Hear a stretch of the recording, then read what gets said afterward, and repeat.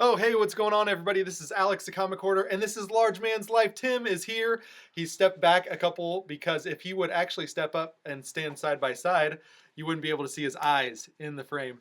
What's nice is I don't look too terribly small compared to you. No, Large But- Man's Life. There's a reason that's my name. So Yeah, I'm like 6'4". That'd be And so that would make Tim like 6'9", Yao Ming size. pretty much. I don't know why you don't play basketball.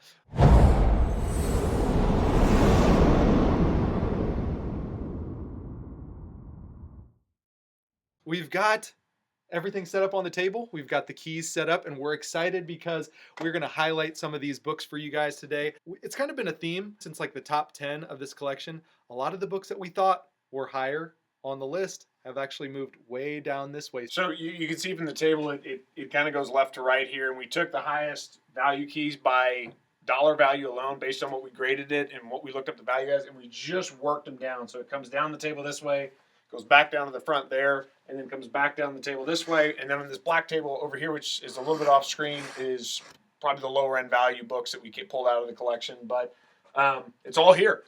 And it was a fun exercise to actually sort through them because if you go back and watch the other videos and what we had as our original top 10, it's moved considerably as we dug through the collection and graded it and then valued it. So really fun exercise, really fun to see. And now we're kind of, looking at how we're going to draft this. Yep, we have actually two other short boxes over there with pretty decent books.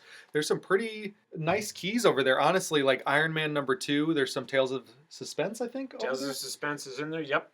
A lot of the Kirby Fourth World stuff, like the Mr. Miracle, New God stuff, are over there. There's some Silver Age, Doctor Strange, Silver Age, Captain Marvel, into the Bronze Age stuff with the Kree Scroll War stuff, Some the of Thanos the stuff. the Where Monsters Dwell reprints. Yep. That are pretty, and they're actually in really good shape. Some of the books over there are in really good shape compared to some of the ones we have over here. Yeah, some of the Bronze Age, as we've discussed in this collection, can be some of the more higher grade keys, but there's just some great stuff here. What we'll do is we'll just have a discussion over here, and I'll insert some B-roll footage so that you can be seeing closer up what we're talking about. So we're gonna move over here, and while we do so, make sure to hit that subscription button. You're completely dwarfing me out of the. No, I'm not even. No, you're not even in there. See, there you are. You were just off screen. It's like an eclipse. That wasn't me. I'm getting a size complex here. Look, there you are.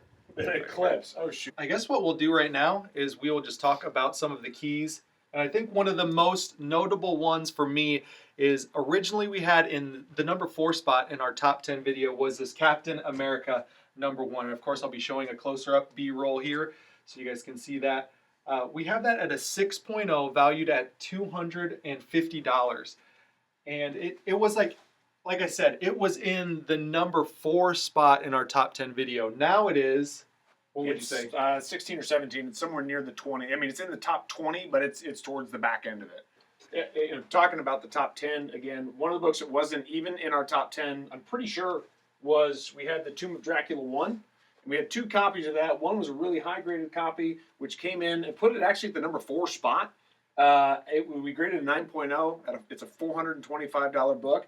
But then the second copy we had, we graded a 7.5. It's still a $285 book, which would have put both copies in the top 10. So that one we didn't find until afterwards. And then when we looked at it and graded it, we went, whoa, this is it was worth a lot more than we thought. I think Amazing Spider-Man 12, which is the yellow cover there, I think that one also was not in our top 10 when we initially. I don't think so. I don't think so either. I don't Yeah. think that one or I don't think the Daredevil 7 was. Daredevil 7? 7 at a Yeah. 6.0 was a 280 book. So I think out of our top 5 now, Silver Surfer moved out of the top 5. It was a $350 book. Now, if that one had been a higher grade, it would have been in that top 5, but it got moved down. And then I was trying to find the next one that was in the top 10. Maybe the X-Men #14. I think that was in the top. I think you're 10. right. It was. Brother Devil was also. Brother Voodoo was not. Brother Voodoo was not in the top 10 The either. first appearance of Brother Voodoo, and I don't think that the first appearance of Shang-Chi was either. The Marvel Special Edition #15. Correct. I don't think so. So it shifted. Just as we went through it and actually spent the time to grade it, everything just shifted to where now we're looking at it in its current layout as far as the value goes. So now we're going to talk a little bit about how the draft is going to go. Like I said, I'm going to be putting in some B-roll footage, making sure you guys can see up close and personal everything that's in this collection and everything that's out on these tables. I'll make sure to highlight every single book. So the draft. This, I have seen 2 other drafts on YouTube. I have seen 0. I'll send you the link. I think they've been pretty exciting. I certainly like the videos. I hope this becomes more of a trend because this is a really exciting process, honestly, to be able to buy a collection with a friend or multiple people and then sort out all the keys, sort out the collection, and then do a draft to split it up and then find some way to recoup some of the investment. I think that's an important part of the process too. And this one too, though, I think one of the drafts you said you saw, it wasn't necessarily as much big keys. Correct, yeah. And this one, as you can see just by the entire table, there's no way really that I can picture either of us leaving this disappointed.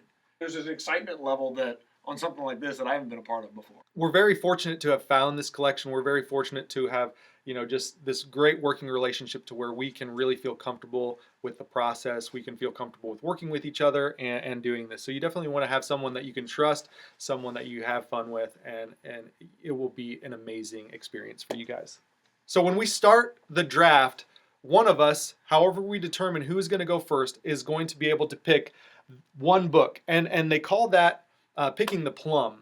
I guess back in the day, when they'd have a whole bunch of fruit on the table, there would be one plum. And all the little children of the village would come to this town square. The first pick, most likely the cutest, smallest, youngest child. I'm not any of those. Can we change it to picking the bacon? Because I Picking like the bacon. okay, better okay. than plums, right? Just pick the bacon. So we get to pick, somebody gets to pick, first round draft pick will get to pick the bacon. And that is their prerogative. Whatever book on the table they want to pick, first round draft pick. The second person, to make it equally appealing for them, gets to pick the next 2 books. That's an interesting position to be in because if you went strictly value, you'd end up in a really good spot regardless, right? But you could go value with your first pick, and then if there's something you know that you absolutely want that you're dying, like I gotta have this book, there's no chance I can risk losing this book or missing this book, you can pick that one, even if it's not the next highest value book, right? So it's an interesting position to be in that number 2 spot because the first one, I think most people are going to choose this is the book that's worth the most unless it's really close, right? In others' case, it's pretty clear cut. But to be completely honest, this collection has 3 clear-cut top 3 position books. It has Daredevil #1, it has Avengers #1, and it has Marvel Spotlight #5, the first appearance of Ghost Rider. Those are 3 pretty big keys.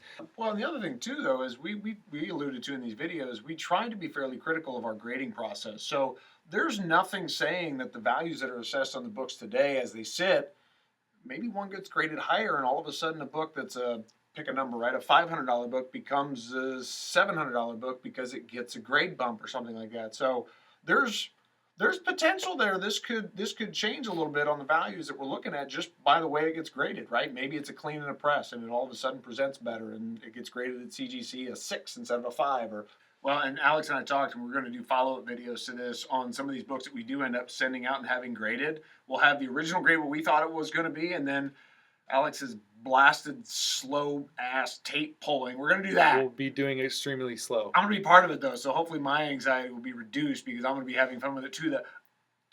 Yeah, and the peek around. You got to do the peek around and the slow tear pull. Yeah. If you try to take any of my Paste Pot Pete books, I figure you would have the affinity for Paste Pot, which is now on this this table here. Good old Paste Pot. Paste Pot. First appearance of Paste Pot Pete is right there on top. Strange Tales 104. Critical that I get that one. It really is. Like we're just kind of looking how to close out this video, but it really is incredible to see these books like this. From our perspective, right here where we're standing, it looks like a wall at a comic convention. Like all the keys are up on the wall, all the big books are up on the wall. That's what it looks like from our perspective. Hopefully it's conveying to you guys. I mean, there's just some really, really cool books here. Alex the forget. Comic Order Man's life. Once I kind of get my life in order here, we're going to end up having some stuff through my collection, and I think Alex is maybe in for a bigger surprise than he is aware of in attempting to sort through some of the stuff that I've got, because what's in my box is a real thing. Tim sent me a picture of There's a video of some of his collection, and he would show like one portion of this collection, and he'd be like, "Dude, that's a lot of boxes." Yeah. And then he would pan over to another like area in his house, and it was even like double like what you showed originally, and I was just like, "Oh my gosh!" I may have a problem. So I'm really excited to see what's the situation over there. Help this man get his life in order and his collection in order. Well, thank you guys so much for watching.